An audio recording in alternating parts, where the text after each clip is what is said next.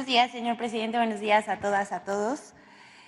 Esta es la sección ¿Quiénes quieren las mentiras de la semana? Hoy es 31 de enero del año 2024 y vamos a iniciar. Porque es mentira que el presidente quiera eliminar la propiedad privada. Desde hace unas semanas ha corrido como pólvora la mentira de que el presidente Andrés Manuel López Obrador enviará una iniciativa para acabar con la propiedad privada. Sobre todo esto se ha difundido, no sé si ustedes lo hayan visto, en grupos de WhatsApp y de Twitter o X. Hasta el comunicador Pedro Ferriz le entró a esta volada. Aquí vemos en la pantalla cómo está muchas veces reenviado este mensaje de Pedro Ferriz, en donde supuestamente dice que es un peligro esta iniciativa, la cual no existe. Como supuesta prueba, o sea, fíjense el nivel. Muestran un documento fabricado en el cual se afirma la intención de reformar la Constitución para eliminar la propiedad privada, sobre todo el uso habitacional, lo cual no sé ustedes qué piensan, pero es un verdadero disparate. Hasta mencionaron el cambio en el artículo 139, pero nuestra Carta Magna tiene 136 artículos. Se trata de una campaña burda, completamente hechiza, falsa. Es un invento para asustar a la gente que no está informada. Les decimos, es falso esto que dicen en grupos de WhatsApp y en Twitter. El documento que presentan, que vemos aquí en la pantalla, es más falso que un título de Santo Domingo. Pero son tiempos electorales y usan cualquier cosa para fabricar mentiras con el propósito de desprestigiar al gobierno federal. Les decimos a todas, a todos los que nos están viendo, no se dejen engañar, es una vil mentira. Vamos con la siguiente. Falso que zonas arqueológicas en Chiapas se encuentren cerradas por inseguridad. Hay una campaña permanente en medios para poner en el centro de la agenda pública el tema de la inseguridad.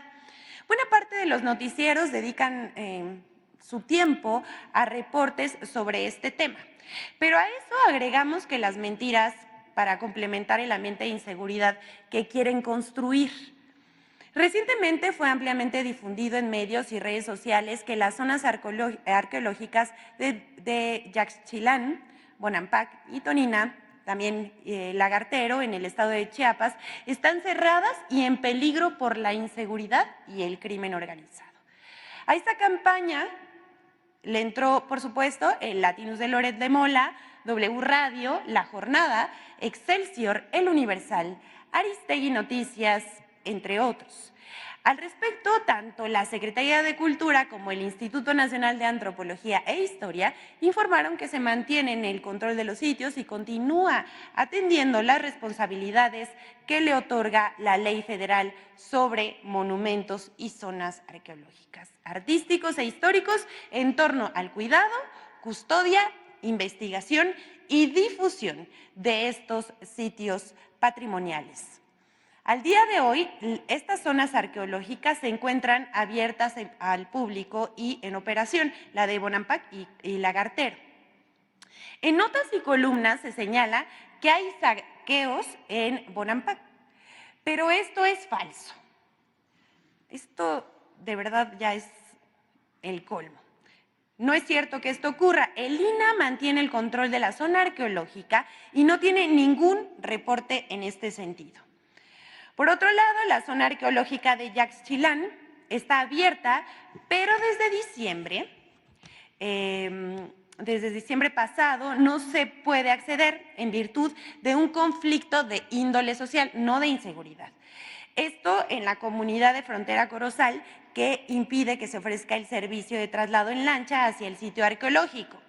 Pero no es un tema de inseguridad, insistimos. Asimismo, en el tema de Toninam, existe una controversia con un particular, propietario de un terreno por donde es indispensable pasar para llegar a la zona arqueológica. Al día de hoy, el INAH, a través de su representación en Chiapas, se encuentra dialogando y acordando los términos para poder otorgar una indemnización a esta persona y se permita el libre paso. Después de esta aclaración, punto por punto, conviene preguntarnos, ¿cuál es la intención de estos medios de consignar una mentira en vez de regirse por el principio de verdad que marca el periodismo? Aquí en la pantalla estamos viendo los sitios arqueológicos.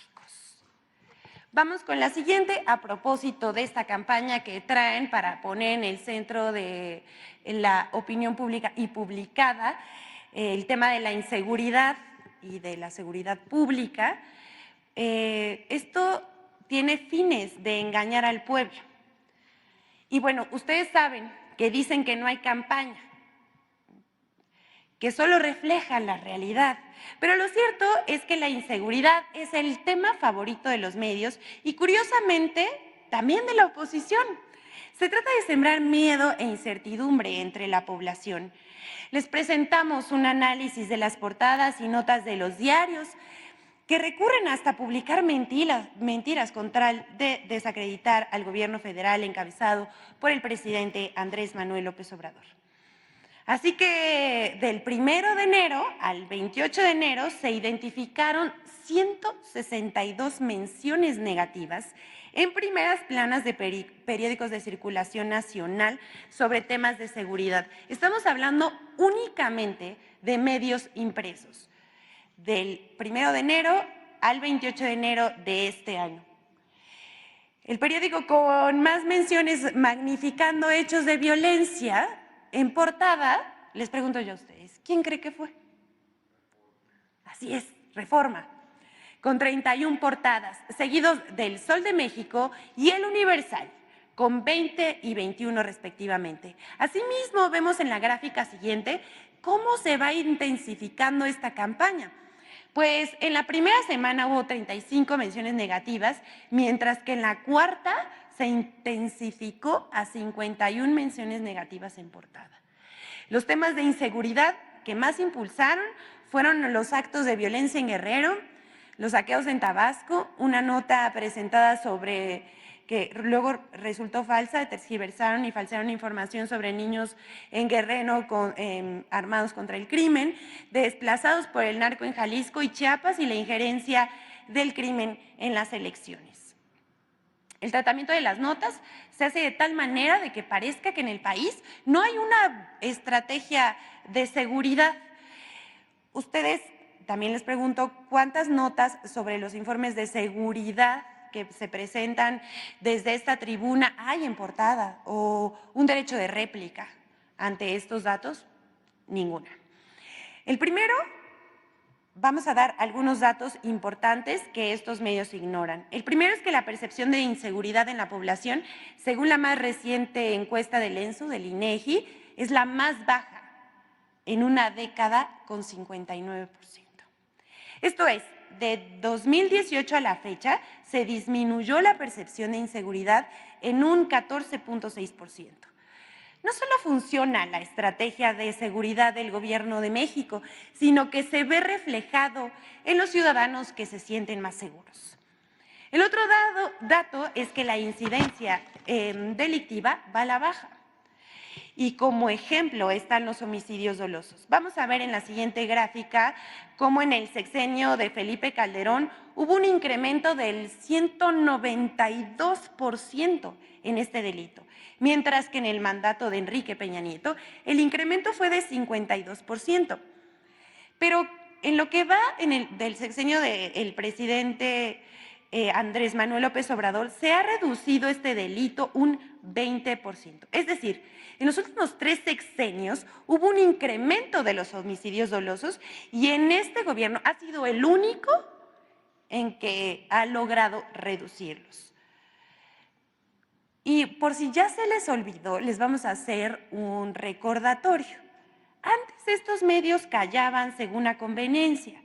Recordemos ese episodio de 2011 cuando los medios acordaron en una alianza callar las noticias sobre violencia durante el gobierno de Calderón. Y aquí vemos a estos angelitos que están ahí convocados. Uno de los convocantes, no olvidemos tampoco, fue Claudio X González.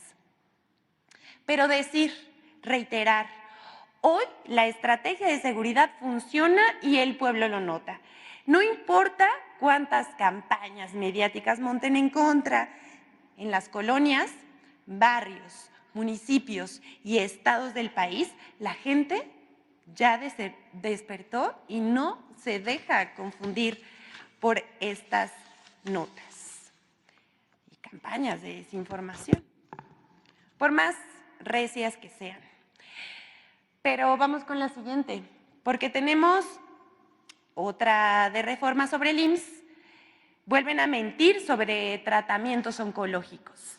Ahora les presentamos 2 casos sobre mentiras en contra del Instituto Mexicano del Seguro Social. La primera es que Reforma publicó el 28 de enero una nota que titula "Demora el IMSS en atención de cáncer", que describe la supuesta falta de cita a una paciente oncológica en el IMSS de Michoacán y arguye que los pacientes tendrían que esperar un periodo de 11 meses para recibir radioterapias, lo cual es absolutamente falso. Primero decir que la nota se basa en un solo testimonio de una persona la cual ya fue atendida y su fecha de radioterapia fue aplicada ayer. Tras su valoración el 3 de enero, eso no, para nada, son 11 meses. Pero esa no fue la única nota publicada. Además, el Universal publica otra nota sobre el mismo tema. Ya saben, se andan copiando la tarea. Dice el diario, Irma vive en carne propia el desabasto. Casualmente también ocurrió en Michoacán. Como digo, se andan copiando la tarea.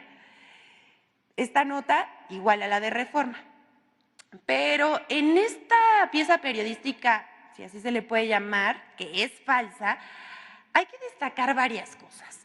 Lo primero es reiterar que el IMSS Michoacán ha dado atención puntual a pacientes oncológicos. La paciente a la que hace referencia la nota del Universal fue atendida el pasado 8 de enero y se le suministró el medicamento para el padecimiento de cáncer de mama en la unidad de medicina familiar número 82 de Zamora. Esta nota hace referencia casualmente a una asociación encabezada por la abogada Andrea Rocha, que busca ser intermediaria entre el IMSS y los pacientes. Tiene vínculos con partidos de oposición y desde el 2019 promueve amparos y, según ella, asesora a pacientes oncológicos.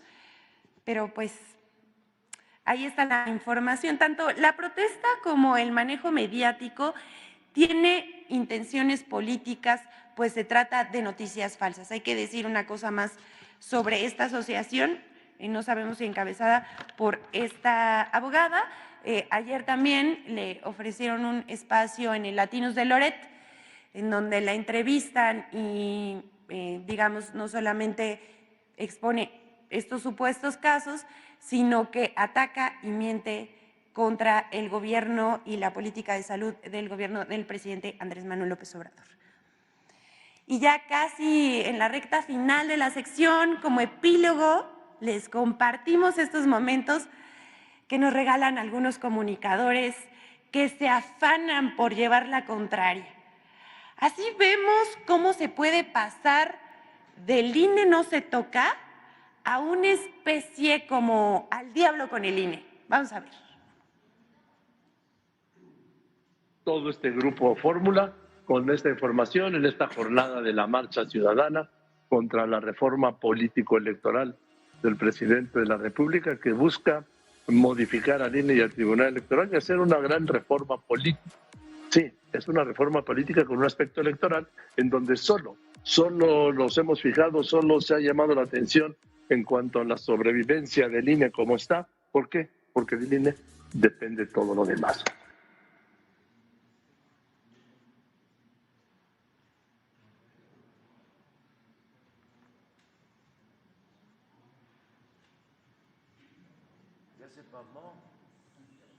Respondo de una vez, ¿eh?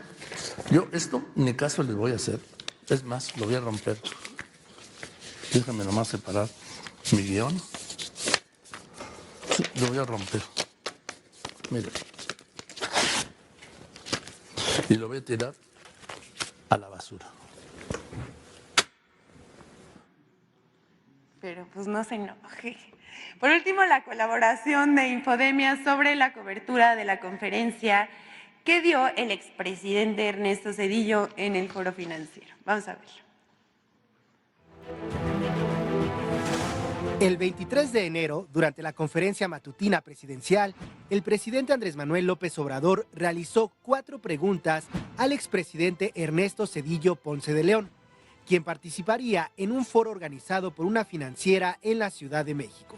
Una, ¿por qué convirtió las deudas privadas de unos cuantos en deuda pública? El FOAPROA. Lo segundo, que conteste por qué envió al Congreso una reforma de pensiones en donde el trabajador, al jubilarse, no va a recibir, si no se hubiese modificado, porque ya se hizo un cambio y se va a hacer otro, esa reforma, no iba a recibir ni el 50% de su salario. Una tercera es por qué durante su gobierno no aumentó el salario mínimo, sino al contrario, se redujo. La cuarta, ya. Sí, ¿por qué desapareció los trenes de pasajeros y se fue a trabajar de asesor a la empresa estadounidense que le entregó los ferrocarriles nacionales? Sin responder a las preguntas, Ernesto Zedillo desvió el tema asegurando que la democracia está en riesgo, porque se le ha dado apertura de espacios al populismo. Creo que el mayor reto es proteger la democracia. Si protegemos la democracia, si evitamos esta regresión democrática que estamos viendo en algunos países y sanamos las heridas que se le han causado, entonces soy optimista. Además, aseguró que el neoliberalismo se ha convertido en un término utilizado popularmente entre políticos que no entienden la economía. El neoliberalismo, que eso todavía no he explicado, es un término muy popular. Cada vez que algún político que no entiende algunas cosas quiere insultar a alguien, le dice neoliberal. Políticos, comentaristas y usuarios de redes sociales repitieron que calificar a alguien como neoliberal es sinónimo de un insulto, a pesar de que el presidente López Obrador no ha utilizado esta palabra de esa manera, sino como adjetivo para señalar el proceso privatizador que sufrieron las instituciones del Estado a partir de la política neoliberal impuesta por los neoliberales. Lo que no dijeron los comentaristas es que ellos han utilizado la palabra populista para referirse al presidente López Obrador y descalificarlo. Infodemia. Es cuanto, señor presidente, que todas y todos tengan un buen día.